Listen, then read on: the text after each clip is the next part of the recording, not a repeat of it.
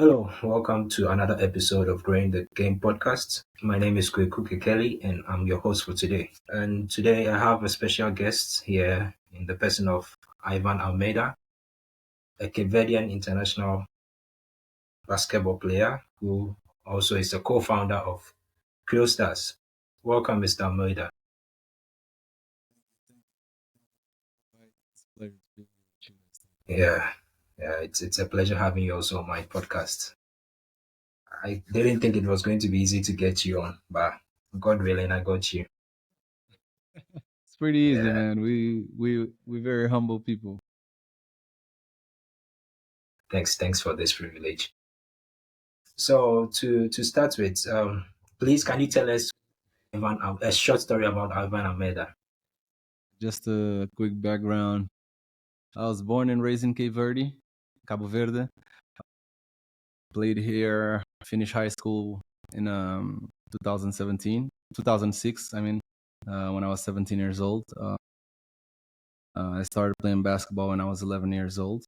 And then I did 1 year of youth 18 basketball in Portugal and practiced with the professional team and did the B team too of the professional team. I played there in the third division of the professional league in Portugal. And then after that year, I went to university in US. I graduated with bachelor's in computer science and graphic design. And as soon as I finished, I started my professional career in Europe. I went back again to Portugal for a year and a half, and then I went 4 years in Pro B, 3 years in Pro B France, two in Lille, one in Rouen, and then I did 1 year in Cholet in Pro A, and then I went to Poland, where I was twice. I won twice the championship there. So then I did Czech Republic, then I did Estonia too. I did Italy, Israel, and I did 3 more years in Portugal with Benfica, and last season, this past season, I was in Italy, Serie A too. That's quite a good resume you've built for yourself there. A little bit, just shorten it up. Yeah. So we know you and your brother are the co-founders of Stars, and you guys have had some incredible journey with this Stars. So we want to dive into the Star. What was the motivation behind Stars? How did that whole thing come about?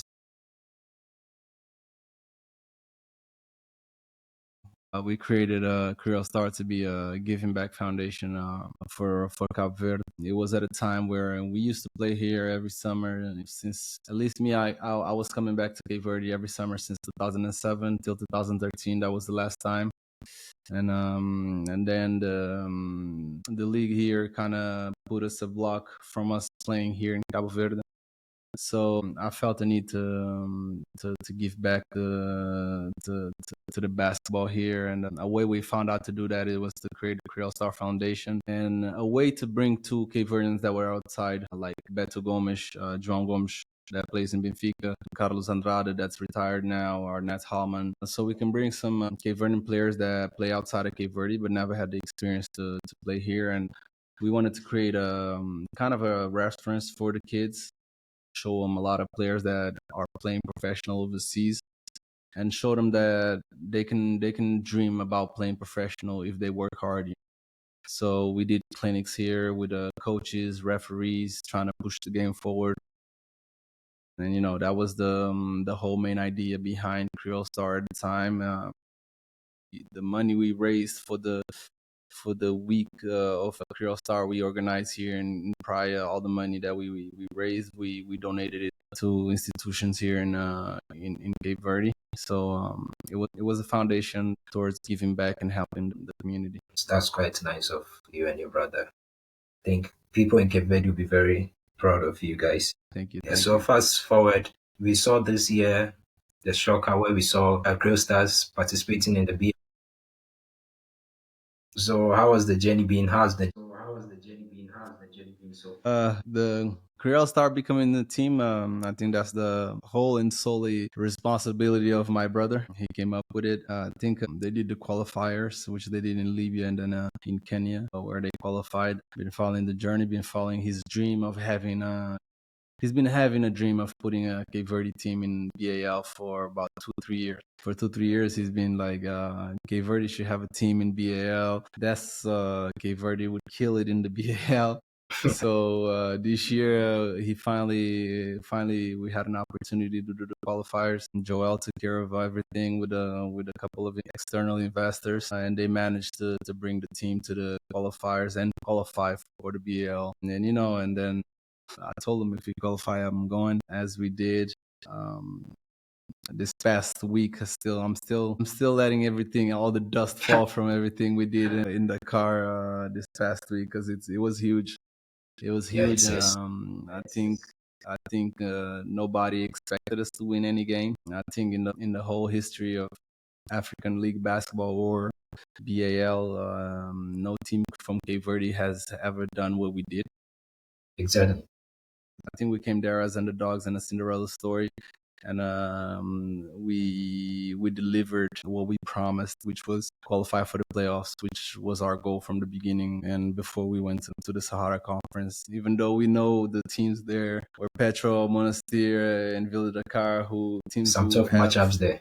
astronomical financial resources. They have astronomical financial resources, stuff that we don't have. But I think our strength relies in our human resources and the type of basketball we play. Okay, that's nice. I'm curious though. On the road to BAL, I saw you played for Al Ali Tripoli. What happened? We didn't see you Yeah. fight with the team. I already had given my word to Al Ali. This was before Kriol Star was even had an opportunity to go to the qualifiers. My brother even caught me by surprise when he said he was bringing Kriol Star to the qualification. It was a thing of last minute that they got the go to bring the team. So when that happened, I was already signed there. So it was a unfortunate situation. If I was there, I think we would already qualified in Libya. Yeah, well understood. We saw some incredible dominance in the BAL in Sahara Conference.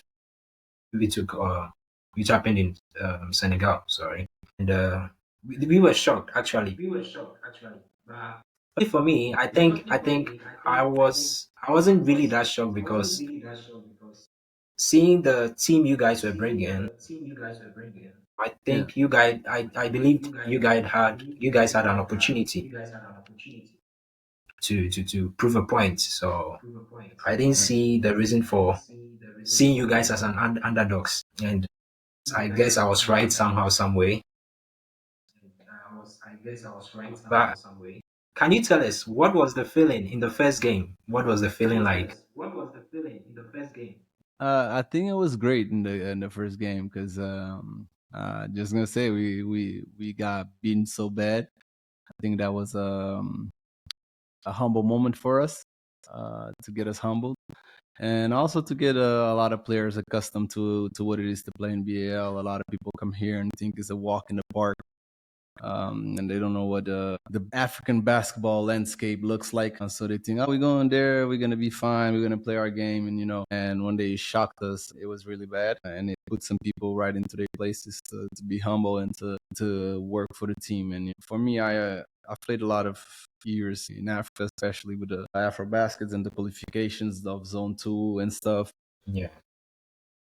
Personally, I knew what I was getting into, even though I had never played in the BL, and I'm not afraid of anything. But for a lot of players, they went there with their heads up and heads high, and it kind of shook them. And also, it was good for us because all of our mistakes came out at once in the game, So we watched video, coach talked to us, and we were able to fix it for the second game with the car. Talking about still on the first game, I wanted to ask, was it pressure or should I call it a first time experience that made you guys lose horrible like to Petro de Luanda? I think it was a first time experience because and just like I said, a lot of players didn't know what the competition was like. They don't know what kind of intensity the games rely on, and for you to win the game, you need everybody to play the correct way. The correct way is leaving everything out there and playing for the team. And in the first game, you could see all of our how you say it, all our weak spots. You see all of our weaknesses in the court. They expose this. They expose it in a certain way that it was good and bad. Bad because we are national television and everybody's seeing it, and they're probably like, oh, that team is weak, that team is that. But if you look at it, Petro was playing games. They came in shape, and Yeah, exactly. we did 3 weeks of preparation, but we didn't play no friendly games. So that was our first game together as a team. Yeah, I understand that. And at least you guys woke up and you took other teams by storm. Exactly. Yeah, because we saw against the home That was team a wake up call. as exactly exactly. So Exactly. we saw against as the Ville de Dakar. You guys really humbled them. I won't call that total humbling, but you actually surprised them as well because they had a good team. I think the I think for the Dakar had one of the best teams in paper in the conference. Yeah, for sure. But we know basketball is not played in the paper, and you got to go actually in the court and do the work. I think that's what our team did instead of looking at what we got. We went there and played together, and we figured it out on the court. I always say basketball gives you back what you put in, and for us, with the mistakes we did in the first game and how we corrected it in the second game, and we played our game, we controlled the pace of the game. That was one of the most important things for us. I think the second game with Villa Dakar, we completely controlled the tempo of the game, and they would make their runs, but it was like we were sure we were gonna win. Had everything under control. So I think that shock was more for them than for us because we knew we could do it, and it was just a matter of us playing better, fixing our mistakes, and playing together throughout the whole game, and we did that. You guys were short on men because we saw going into the tournament you had some injury crisis whereby Patrick McLean was injured. Yes. But we saw when he came back, the tempo of the team actually changed. Would you say that McLean also played a role? We had it was actually just two of the Americans who was injured throughout the whole tournament. We had a great physical preparator, Paulo Fernandes from I don't know if you know him from Angola, who's amazing, did an amazing job with us to prepare us. But unfortunately, injuries happen. But uh, I think I think looking at overall the strength of the team and how we managed to stay together throughout the whole thing, that's what made us stronger. There's not a For me, there's not a team, and there's not a single person that carries everything. So it was all a group work, and everybody from the coaching staff, from the players, from the people there that was doing the stuff on the background that made it possible for us to perform like that in the games. Okay. So against the US Monastir, we saw the US Monastir was a tough side for you guys as well because you couldn't win both legs. Yeah, the first game they beat us. The second game we started down short with a couple issues that transpire from off court to on the court. But I think we can beat Monastir in the future, and it's just a matter of time. We had a lot of mishaps on some games we lost, but completely confident that our team, when we're gonna go back to Pretoria, you guys gonna see an even stronger team against Monastir. Monastir plays a very good basketball. They punish you on every mistakes you do, and we wasn't ready to capitalize on their mistakes. And on offense, they were very good organized. Also, the shocker of the moment was when you guys really came back to defeat Petro de Luanda in the last game. That game was a thrilling one. So I really enjoyed that game, and I was like, yo, I couldn't believe it. I was in shock when I saw you guys win that game in overtime. Man, to talk about it, Petro Luanda, that's like it's like one of the movies you watch. Yeah. It's like Exactly. loving basketball. We came in the game very strong. We were shorthanded that game too, but I think all the guys that you saw out there was guys that wanted to play for to win, and guys that wanted to represent the not just Kriol Star but the country of Cape Verde and give everything for the best of the team. And the way we started the game, it showed that. It showed that. I think in the second half we ran out of gas because we didn't have a lot of players for rotation, but we held it down till the end. We went to overtime. Petra actually went on top in the last minutes of the fourth quarter, and then we Yeah, in the regained last the minute. lead, Yeah, and then we exactly. tied the game again, and then in overtime we won. And that kid from Senegal, Louis, he was crucial for us down low and Nigeria, securing the Louis Uvo. the securing the paint. Yeah, Louis over securing the paint. So it was amazing, man. I think that group of guys that played that game against Petro, that's the group of guys that represent what Cape Verdean basketball is and what it is to leave your heart on the floor. We knew, we knew Richard Park was injured before that game. We knew McLean picked an injury at the previous game, but we saw Cameron on the bench as well. Was he injured in that game? On Petro? Yes, in the last game he was on the bench. No, no, no. He wasn't injured. It was a coach decision. It was a coach decision. It was a coach decision. I think. Coach wanted to bring everything and everybody that believed that we could win, and I guess he left it out because I don't think he believed in him anymore. Talking about believing in him, I think after the whole tournament, we had a whole lot of issues surrounding the team Yeah, about players complaining about their accommodation when they came to camp and their fees not being paid. How true is that information? yeah. I don't know about that information. I don't know how true it is. I'm here as a player. Like you said in the beginning, I'm a co-founder of the Kriol Star Foundation, not the team. I think that's something that they will clarify probably in the upcoming days. I don't know. I don't know exactly what happened.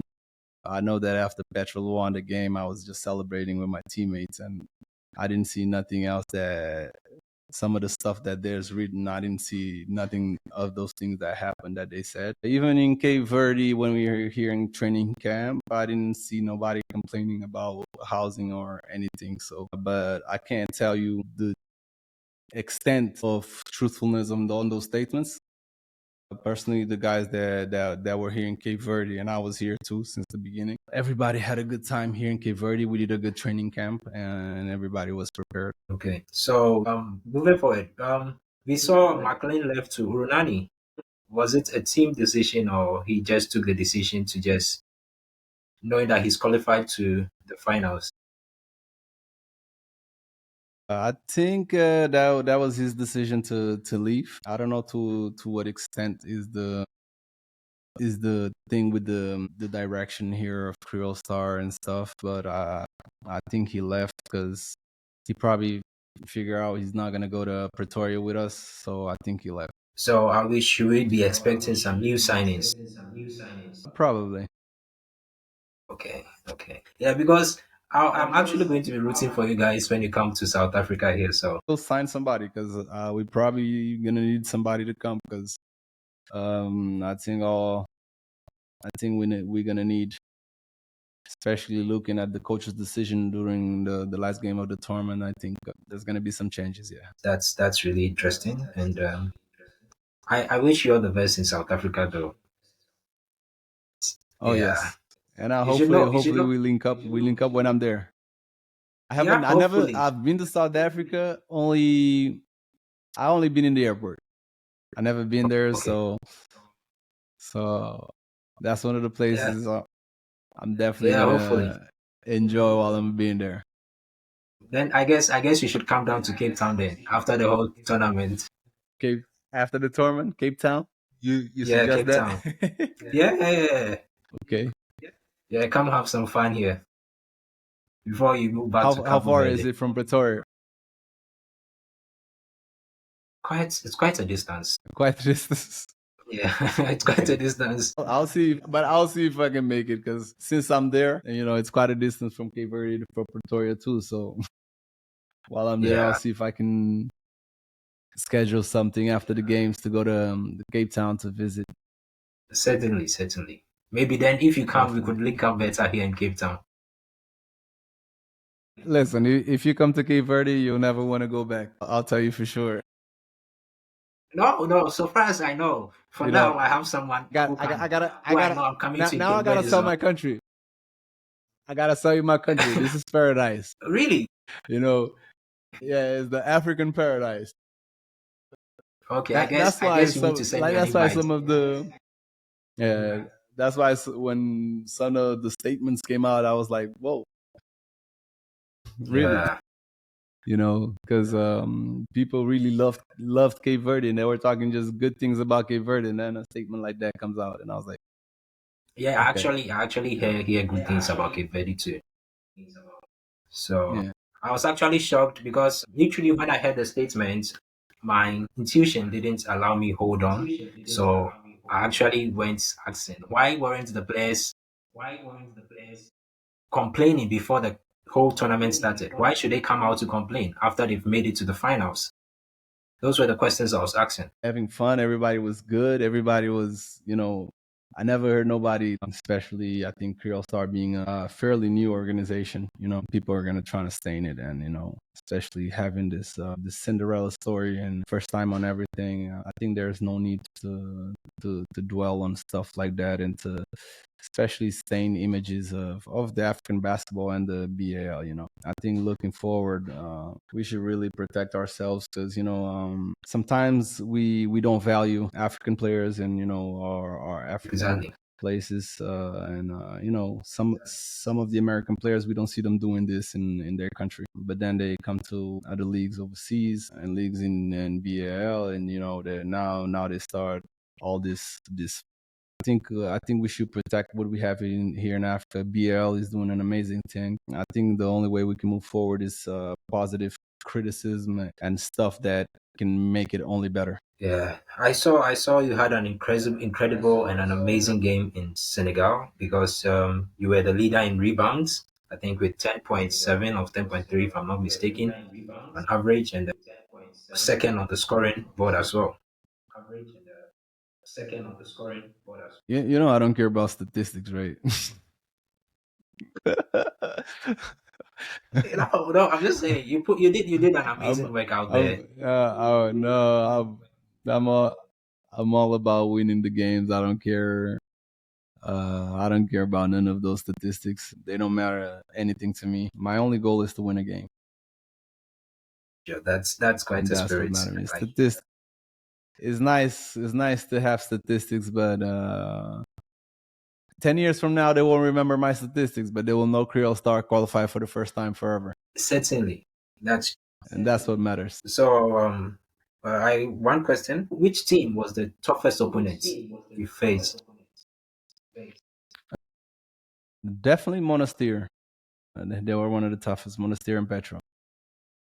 Those are teams that are, I think they're teams that are very good at what they're doing, and they've been playing together for a long time.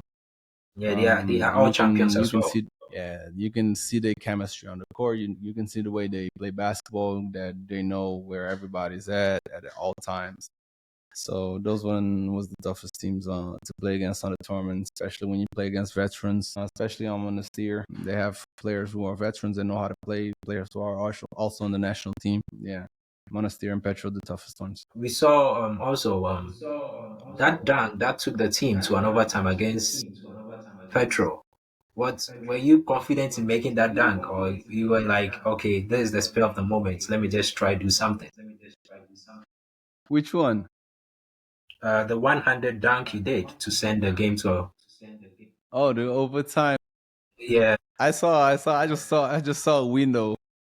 I got the ball. I did a cross left to right.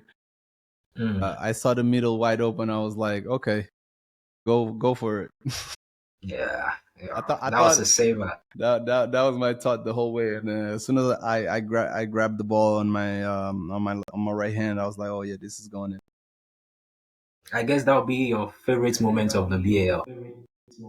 Favorite ones. Thank you, man. Appreciate it. Yeah, yeah, because you get kudos to Kriol Stars. You guys did an amazing work out there. Shout outs to Uvo who came in the last game and put in some good numbers. I was really Yeah, saddened he when did you an guys were amazing job. That renting kid is him. going to the NBA, man. Yeah, That kid is going to the NBA, man. He's yeah, amazing. yeah. I was actually rooting for him, but I felt bad when I didn't see him in the first, second, third, fourth game. I was like, what's happening with my boy now?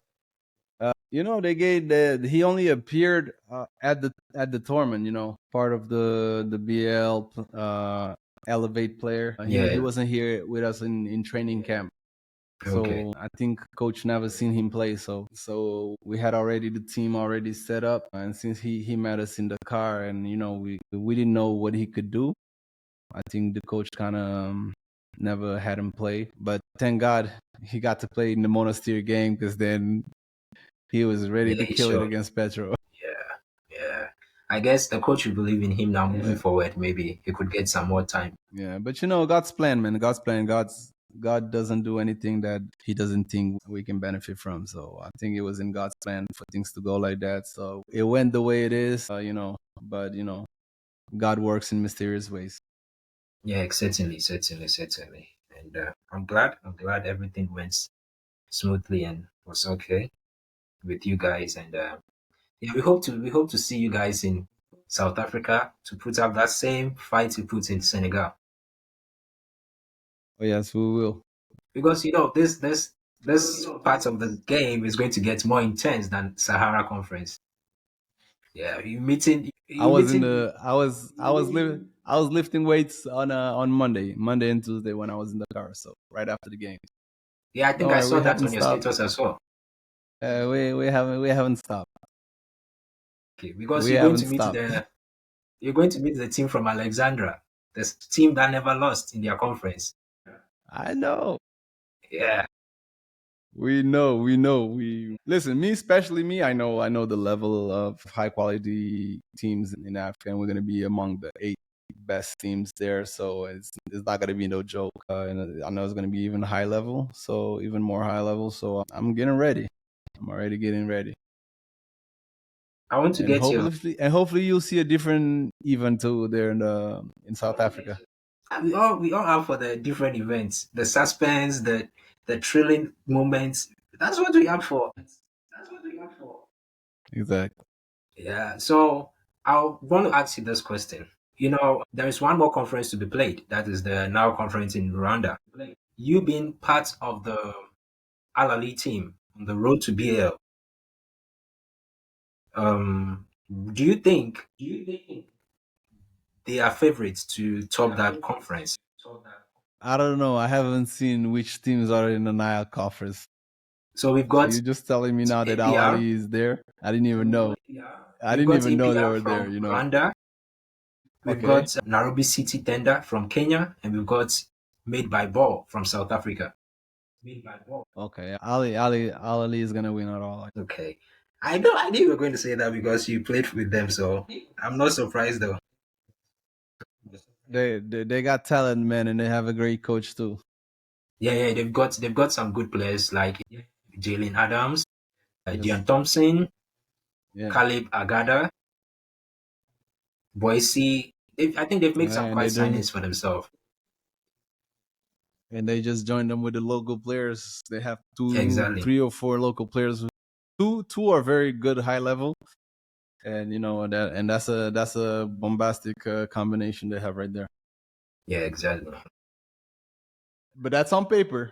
Just as we talked, it's on paper. Yeah, We on don't know how paper. it translates to the game. So Exactly. The tape speaks louder than the paper. yeah, that's why Exactly. I have a thing that I say every time too.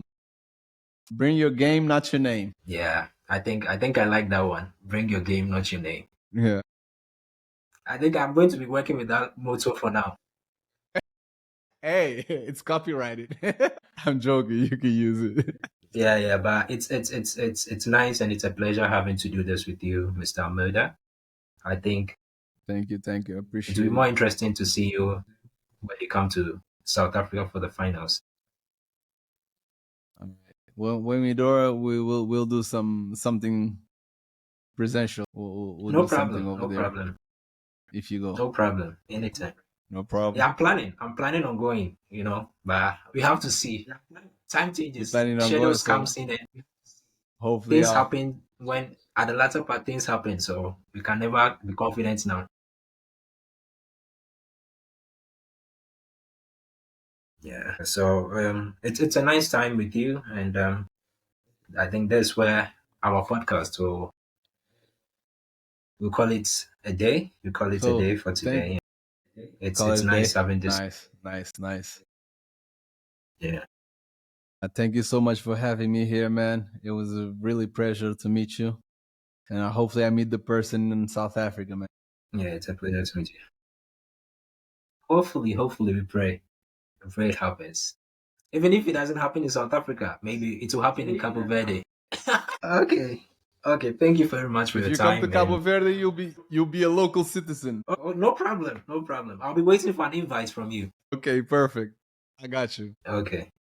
Okay. Thank you for this. And thank you for watching. And if you like this episode, be sure to subscribe to our channel and follow us on all social media for the latest updates and news on African basketball. So we meet again. Ciao.